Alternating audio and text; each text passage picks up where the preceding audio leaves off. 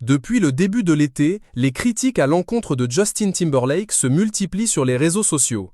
Plusieurs spectateurs ayant assisté à ses concerts ont exprimé leur frustration sur Instagram et TikTok, pointant du doigt des shows jugés embarrassants et minimalistes. L'un d'eux n'a pas mâché ses mots.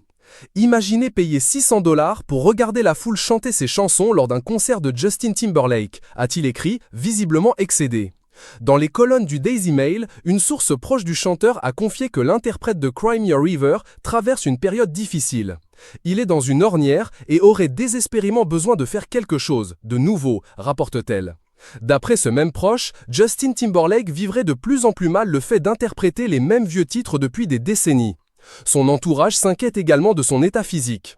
Le 17 juillet 2025, sur la scène du festival Electric Castle en Roumanie, le chanteur a offert une prestation qui a laissé un grand nombre de spectateurs sur leur faim.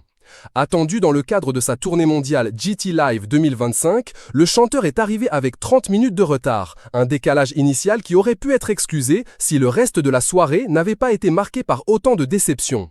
Selon de nombreux témoignages partagés en ligne, la star de Cry Me a River a semblé effacée, souvent peu investie, allant même jusqu'à faire chanter le public à sa place. Les vidéos de l'événement, massivement relayées sur TikTok et X, cumulent des millions de vues, accompagnées de commentaires lapidaires, gênants, finis. L'apparence du chanteur n'a pas échappé aux critiques non plus. Lunettes noires, capuche par-dessus une casquette, un look jugé négligé, accentuant l'impression d'un concert bâclé. Sur scène, les pas de danse sont apparus imprécis, l'énergie en berne, dans une atmosphère déjà plombée par une pluie battante qui n'a fait que renforcer l'amertume des fans. Le catastrophe revient dans plusieurs publications, tout comme celui de prestations au strict minimum. Certains n'ont pas hésité à qualifier la soirée de déception absolue et demandent désormais un remboursement.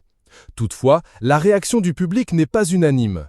Sur les réseaux sociaux, quelques voix discordantes saluent malgré tout l'expérience du mari de Jessica Biel, évoquant l'usure accumulée au fil des dates.